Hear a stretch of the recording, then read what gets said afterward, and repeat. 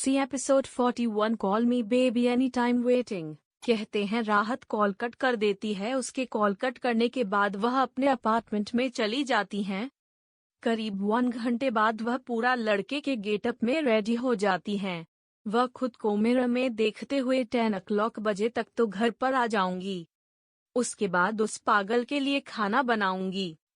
वैसे भी क्या पता अगर खाना ना मिले तो वह पागल मुझे ना मार डाले। पागल कहीं का सकनी पता नहीं कब में से अपना पीछा छुड़ाऊंगी। कहते हुए राहत अपने अपार्टमेंट से निकल जाती हैं।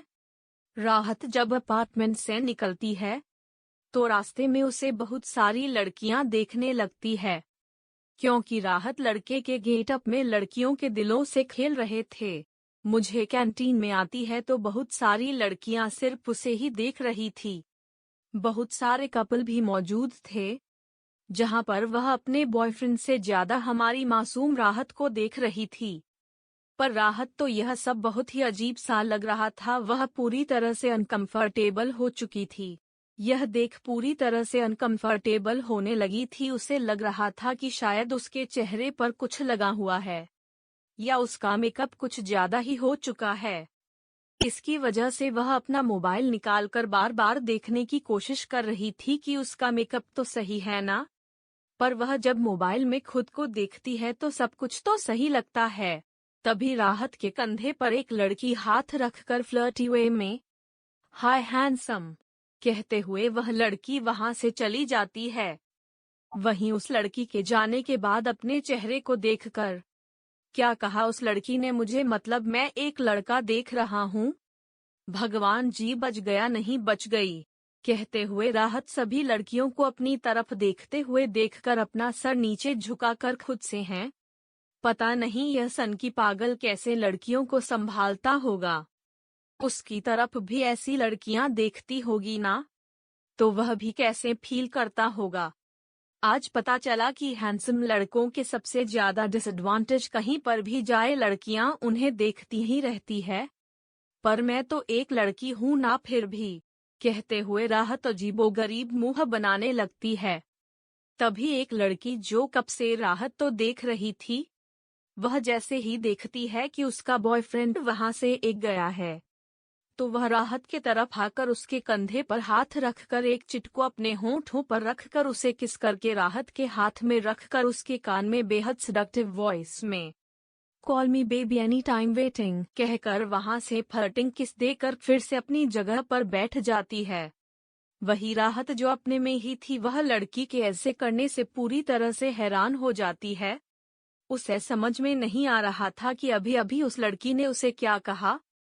वजह से उस लड़की की तरफ देखने लगती है जो उसे एक पाउट बनाकर देख रही थी, जिसे देखकर राहत अपनी नजरें फेर लेती है। राहत दूसरी तरफ देखकर अपने मन में, राहत बेटा आज तू गई क्यों, तू लड़का बनी? अभी लड़की बनी होती तो ही अच्छा होता है। इन लड़कियों से तो बच जाती। पता नहीं यह लड़कियां कितनी पागल हैं। हैंडसम लड़का देखा नहीं कि फ्लर्टिंग स्टार्ट कर दी। ऊपर से इस लड़की के पास उसका बॉयफ्रेंड भी है। फिर भी इसे मेरे पास आने की जरूरत थी।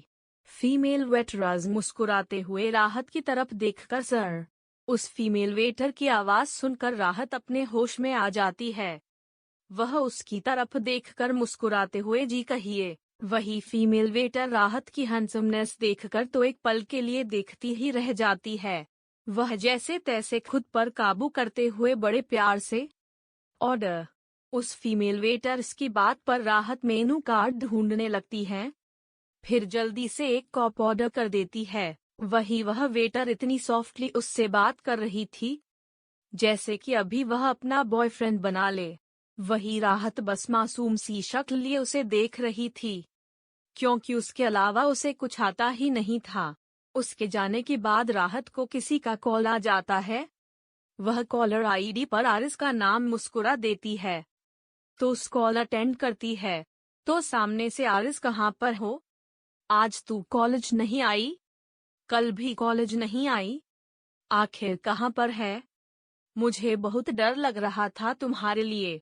यह सुनकर राहत मुस्कुराते हुए, मैं ठीक हूँ, बस कुछ काम की वजह से बाहर थी। वह सब छोड़ो, तुम यह बताओ तुम कैसी हो और कॉलेज में क्या सिखा रहे थे। इस पर आरिज़ बड़ी सी मुस्कुराहट लिए।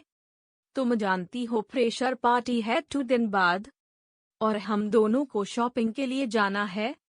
मैं चाहती हूँ कि फ्रेशर पार्टी में हम दोनों चमकते रहे। इस पर राहत मुंह बनाते हुए, मुझे नहीं कॉलेज में चमकना है, मैं जैसे भी हूँ वैसे ही बहुत अच्छी हूँ। आरिज़ मुस्कुराते हुए मजाकिया भरे अंदाज में, तुम पहले से बहुत खूबसूरत हो, तुम्हें और खूबसूरत होने की जरूरत नहीं है, नहीं तो मुझे कौन देखेगा। इस पर राहत कुछ नहीं कहती। कुछ देर बात करने के बाद वह कॉल कट कर देती हैं। तभी उसकी नजर सभी की तरफ जाती है, जो बड़ी अजीब नजरों से उसे ही देख रहे थे। राहत को अब समझ में आ गया कि वह लड़कों के गेटअप में रहकर लड़कियों वाली बात कर रही थी, जिसकी वजह से वह अपना सर नीचे कर लेती।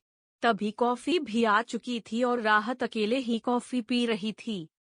इस समय उसने अपना मोबाइल निकाला हुआ था, क्योंकि वह सभी लड़कियों के ऐसे देखने से पूरी तरह से अनकंफर्टेबल फील हो चुकी थी। ऊपर से 3 लड़कियों ने तो उसे अपना नंबर तक दे दिया था, जिससे उसे और भी अजीब लग रहा था। वह बस यहाँ से निकलना चाहती थी। तब तक एक शख्स उसके सामने वाली चेयर पर बैठक कर मुस्कुराते हुए, कैसा लगा बेटे, एक लड़का बनकर बहुत अच्छी वाली फीलिंग आ रही होंगी। वैसे कितने नंबर मिले हैं तुम्हें? उस शख्स की आवाज सुनकर राहत अपना सर ऊपर करके बड़ी मासूम शक्ल बनाकर रोने की आवाज में, सच में कह रही हूँ बहुत बुरा लग रहा है कि मैं लड़का ही क्यों बनी। अच्छा होता कि आपसे मिलने के बाद मैं लड़का बनती। अब यह गेट ऐप ना मुझे बहुत अनकंफर्टेबल फीलिंग दे रहे हैं। ऊपर से यह लड़कियां, मतलब सच में कोई पागल लोग की कमी नहीं है। लड़कियां नंबर देकर फ्लाइंग किस देकर चली जाती है, वह भी उनके बॉयफ्रेंड होते हुए। ऐसा कोई करता है क्या? अच्छा हुआ मैं एक लड़की हूँ, अगर लड़का हो तो पता नहीं मुझे क्या क्या झेलना पड़ता। यह सुन सामने वाला शख्स मुस्कुराते हुए, बेटा यहाँ पर हर कोई आता है, यह नॉर्मल सी बात है, और हैंडसम लड़कों का तो यह रोज का ही है। बस तुम नहीं हो ना इसके लिए। वैसे अगर तुम भी लड़का होती ना तो तुम्हें भी अनकंफर्टेबल फील नहीं होता, क्योंकि यह कॉमन सी बात है। जहाँ खूबसूरती मिली वहाँ पर हर कोई आता है। राहत कॉफी पीते हुए मुंह बनाकर, मतलब यहाँ पर खूबसूरती ही इम्पोर्टेंट से क्या, अगर कोई अच्छा ना दिखे तो क्या कोई उससे प्यार नहीं करता। इस पर सामने वाला शख्स उसके बालों को सहलाते हुए, इस बारे में हम बाद में बात कर लेंगे, फिलहाल हम जिस काम के लिए आए हैं वह तो कर ले तुम। जल्दी से कॉपी कंप्लीट करो, फिर हम दोनों मेरी बाइक से वहां चले जाएंगे। पर याद रहे तुम्हें कुछ भी करके लड़कियों की तरह एक भी बिहेवियर नहीं कहना है। तुम्हें ऐसा दिखाना है कि तुम्हें प्लेबॉय हो। यह सुनकर राहत अपनी आंखें बड़ी बड़ी करके मुंह खोले, प्लेबॉय? पर क्यों, एक नॉर्मल लड़का नहीं वहां पर जा सकता क्या? अंकल राहत को समझाते हुए, देखो राहत, वहां पर जो भी जाता है वह एक अलग कैटेगरी का होता है। तुम्हें वहां पर जाने के बाद ही पता चलेगा। और एक बात, वहां पर मैं तुम्हें रेहान करके बुला लूंगा। तुम्हारा नाम रेहान होगा, याद रखना, भूल मत जाना। इस पर राहत अपना सर हमें हिला देती हैं। वही अंकल भी उसे अपने साथ अपनी बाइक पर बैठा कर ले जाने लगते हैं। कुछ ही देर बाद वह दोनों एक बड़े से वोट के सामने खड़े हो जाते हैं, जहां पर रेड लाइट एरिया लिखा हुआ था। इसे पढ़कर राहत को बहुत ही बुरा लग रहा था, क्योंकि उस गेट के अंदर बहुत सारी लड़कियां बैठी हुई उसे नजर साफ साफ आ रही थी। उन सभी को देखकर राहत को बहुत ही अजीब सा महसूस हो रहा था। उन लड़कियों के कपड़े से लेकर उनके बोलने का तरीका उसे कुछ खास पसंद नहीं आ रहा था। उन सभी की, क्योंकि वह दूर से ही वह देख रही थी कि कैसे वह लड़कियां किसी लड़के को अपनी ओर खींच रही है। वैसे तो राहत हमारी मासूम है, उसे इस बारे में पता ही नहीं है कि वहां पर क्या होता है। बस इसे इतना ही पता है कि वहां पर कुछ बुरा काम होता है। अब क्या, यह तो आगे जाकर ही उसे पता चलेगा। राहत गहरी सांस लेकर गेट के सामने खड़ी हो जाती है। वह सामने वाले शख्स की तरफ देखकर, अंकल मुझे समझ नहीं आता है, यहाँ पर इतनी सारी लड़कियों को क्यों लाया जाता है। इन्हें देखकर तो ऐसा लग रहा है कि बहुत कम उम्र की है फिर भी। इस पर अंकल उसके बालों को सहलाते हुए बड़े प्यार से, बेटा यहाँ पर कुछ मजबूरी की वजह से आते हैं और किसी को यहाँ पर किडनैपिंग या खरीद कर लाया जाता है, इसमें हम कुछ नहीं कर सकते। मेरी एक मानो तो बेहतर यही होगा कि तुम शांत रहो। हम जिस काम के लिए आए हैं वह काम होना चाहिए। अगर वह काम में कुछ भी गलती हो गई और तुम्हारी असलियत इनके सामने आ गई तो मुझे नहीं लगता कि मैं तुम्हें यहाँ से लेट जा पाऊंगा, समझ रही हूँ ना। इस पर राहत अपना सर हिला देती है और दोनों ही अंदर की ओर चली जाते हैं। क्या राहत जिस काम के लिए आई है वह काम हो जाएगा? क्या होगा जब राहत रेड लाइट एरिया के बारे में जानेगी? जब ग्राहक कौन लड़कियों का सच पता चलेगा कि तो क्या राहत उनकी कुछ मदद करेगी या अपना काम होकर वहां से चली आएगी? क्या होगा वहां पर राहत के साथ? राहत का लड़कों वाला गेटअप पूरे वक्त रह पाएगा या इस बीच राहत के साथ कुछ होगा? एपिसोड 42 धोखा, मुसीबत और दर्द। राहत गहरी सांस लेकर गेट के सामने खड़ी हो जाती है। वह सामने वाले शख्स की तरफ देखकर, अंकल मुझे समझ नहीं आता है, यहाँ पर इतनी सारी लड़कियों को क्यों लाया जाता है। इन्हें देखकर तो ऐसा लग रहा है कि बहुत कम उम्र की है फिर भी। इस पर अंकल उसके बालों को सहलाते हुए बड़े प्यार से, बेटा यहाँ पर कुछ मजबूरी की वजह से आते हैं और किसी को यहाँ पर किडनैपिंग या खरीद कर लाया जाता है, इसमें हम कुछ नहीं कर सकते। मेरी एक मानो तो बेहतर यही होगा कि तुम शांत रहो। हम जिस काम के लिए आए हैं वह काम होना चाहिए। अगर वह काम में कुछ भी गलती हो गई और तुम्हारी असलियत इनके सामने आ गई तो मुझे नहीं लगता कि मैं तुम्हें यहाँ से लेट जा पाऊंगा, समझ रही हूँ ना। इस पर राहत अपना सर हिला देती है और दोनों ही अंदर की ओर चली जाते हैं। वही उन दोनों के जाने के बाद वहां पर एक बाइक आकर रुक जाती है। वह अंधेरे में छुपी हुई थी। अंधेरे से बाहर आकर पूरे ब्लैक ड्रेस अप के साथ उनके पीछे पीछे एक साए की तरह चली जाती है। वहीं दुआ जैसे ही अंदर आती हैं तो वहां की लड़कियां उसे बुलाने लगती है, जिससे उसे बहुत ही अनकंफर्टेबल फील होता है। पर अंकल उसके कंधे पर हाथ रखते हैं, जिससे ना चाहते हुए भी राहत को फ्लर्टी स्मॉल देनी पड़ती हैं। वह उन सभी की तरफ फ्लैट फ्लैट स्मेल दे रही थी, जिसके बदले उसे बहुत ही अजीबोगरीब कम्प्लीमेंट सुनाई दे रहे थे, जिससे उसे पूरी तरह से फ्रस्ट्रेशन और इरिटेटिंग महसूस हो रहा था। पर फिर भी वह उनके साथ ऐसे ही लगी हुई थी, जिससे किसी को भी यह न लगे कि वह एक लड़की है। वह ऐसी सभी की तरफ देख रही थी। तभी उसकी नज़र एक लड़की पर चली जाती है। वह गौर से उस लड़की को देखती है, जो मैं 19 साल की हूँ। उसे देख राहत को बहुत ही बुरा लग रहा था। तभी उस लड़की के साइड में एक शख्स आकर बैठ जाता है, जिससे राहत को और भी बुरा लगता है। तभी उसके अंकल उसके कंधे पर हाथ रख देते हैं, जिससे राहत की नज़र उस लड़की से हटकर सामने की ओर चली जाती हैं। राहत उस लड़की के साइड में से ही जा रही थी। तभी वह लड़की राहत की तरफ देखकर प्यारी सी मुस्कुराहट देती है, जिससे राहत भी उससे मुस्कुराने लगती है। वह कुछ सोचकर उस लड़की की तरफ देखते हुए उसे हाथों से कुछ इशारा कर देती है, जिससे वह लड़की पहले तो हैरान हो जाती है, फिर बाद में अपना सर हिला देती है। वही राहत के इशारे कोई देख नहीं पाता है, सिवाय वह लड़की और राहत। वही राहत चारों तरफ देखती है, फिर एक गहरी सांस लेकर पीछे पीछे अंकल के जाने लगती हैं। उसे ऐसा लग रहा था कि उसे किसी ने देखा नहीं था, पर उस परछाई ने यह देख लिया था। उसके चेहरे पर भी एक अजीब मुस्कुराहट आ जाती है। वह उस लड़की को देखता है, जिसकी आंखों में उसे उम्मीद दिख रही थी, जिसे देखकर वह सर हिला देता है और पीछे पीछे उन दोनों के चला जाता है। वही राहत और अंकल दोनों ही एक बड़े से विला के सामने खड़े हो जाते हैं। राहत को कुछ समझ नहीं आता है, तो वह अंकल की तरफ देखती है, तो अंकल उसके कान में, यहीं पर वो रहता है। इस पर आप अपना सर हाँ में हिला देती है। वही अंकल अपना मोबाइल निकाल कर कुछ टाइप करते हैं और फिर मोबाइल वैसे ही रख कर राहत को देखते हैं, जो पूरे विला को देख रहे हैं। उसे देखकर उसके चेहरे पर एक शैतानी मुस्कुराहट आ जाती है, जिसे वह जल्दी ही छुपा लेता है। अंकल राहत को अपने साथ विला के अंदर ले जाता है। विला के अंदर जैसे ही वह राहत को आती है, वैसे ही चारों तरफ के दरवाजे बंद हो जाते हैं और बहुत सारे आदमी वहां पर खड़े हो जाते हैं। वही राहत यह सब हैरान इसे देख रही थी। उसे कुछ भी समझ में नहीं आ रहा था कि आखिर हो क्या रहा है यहाँ पर। वही एक आदमी जिसकी उम्र करीब 40 साल हो सकती है, वह सीढ़ियों से नीचे आ रहा था और उसके साइड में 2 लड़कियां उसी के साथ आ रही थी। वह आदमी सीधा बाहर की बड़ी सी चेयर पर जाकर बैठ जाता है और वह 2 लड़कियां उसके साइड में खड़ी हो जाती है।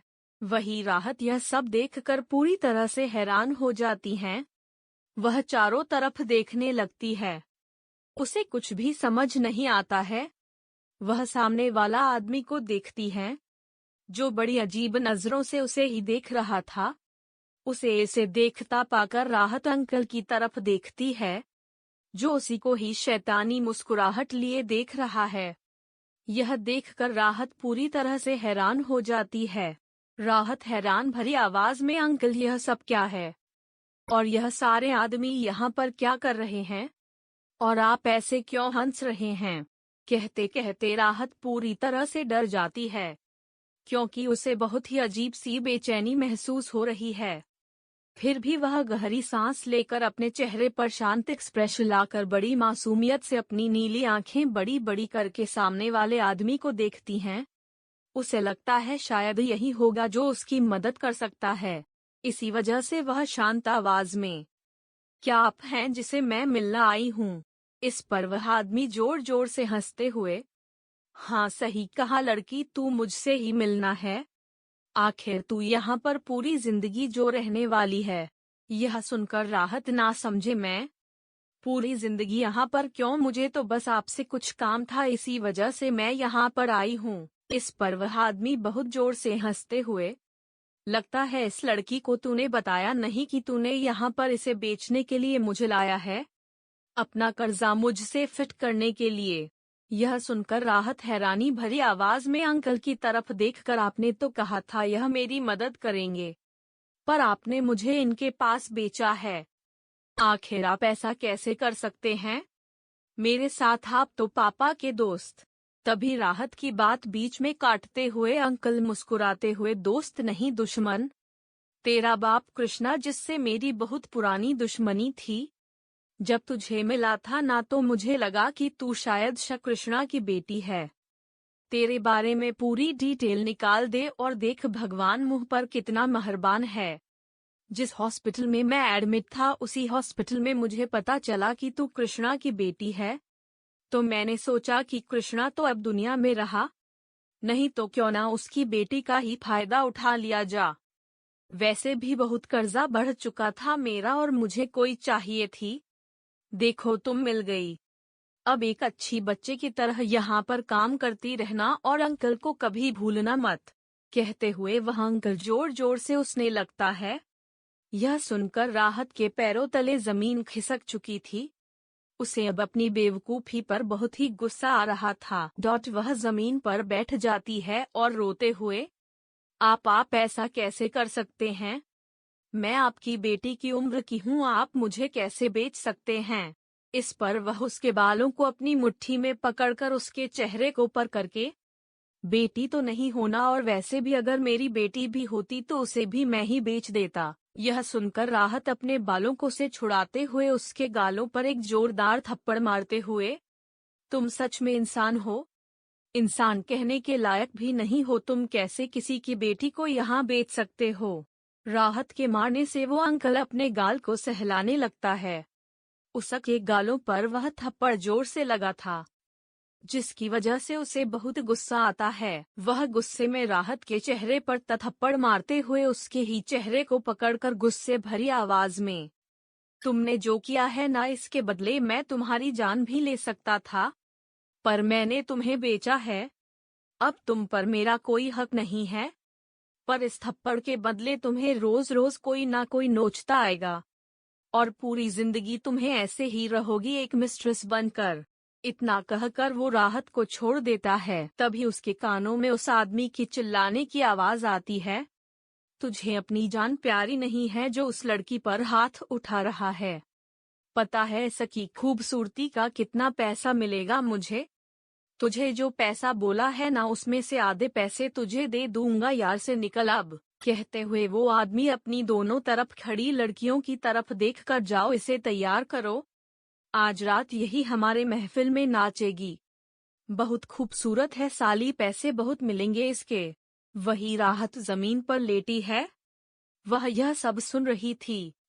वह जैसे तैसे करके अपनी जगह से खड़ी होकर वहां से भागने की कोशिश कर रही थी। तभी एक बॉडीगार्ड उसके बालों को पकड़कर उसे जमीन पर फेंक देता है, जिससे राहत के सर पर लग जाता है और वह वहीं बेहोश होने की कगार पर आने लगती है। वह आदमी अपने बॉडीगार्ड की तरफ देखकर, साले काली तेरी अकल का घुटनों में गई है, मारना चाहता है इस लड़की को? साले तेरी वजह से इस लड़की को इतनी चोट लग गई, अब क्या महफिल में तू नाचेगा? साला कुत्ता कामिना कहीं का, अगर यह लड़की बेहोश हो गई ना तो तुझे ही मैं लहंगा चोली पहनकर सभी के सामने नचाऊंगा। औलाद उठा, इस लड़की को आराम से ले जा। तभी उन सभी के कानों में एक ठंडी आवाज आती है, महफिल भी बनेगी और महफिल में नाचेगा भी तू। बहुत नचाने का शौक है ना? तुझे बिना कपड़ों के सबके सामने ना नाचता हूँ। यह आवाज सुनकर सभी उस तरफ देखने लगते हैं। वही राहत जो अपनी आधी खुली आंखों से यह सब देख रही, वह किसी काले साए को देखते देखते बेहोश होते आती हैं। वह काला साया उसकी तरफ बढ़ने लगता है। आखिर क्या होने वाला है राहत के साथ? क्या राहत बच पाएगी या इसे दलदल में कहीं डूब जाएगी? कौन है वह साया और क्या वह बचा पाएगा राहत को? आखिर क्या होने वाला है राहत के साथ? आप कौन सा खेल खेलेगी उसकी मासूमियत उसके साथ?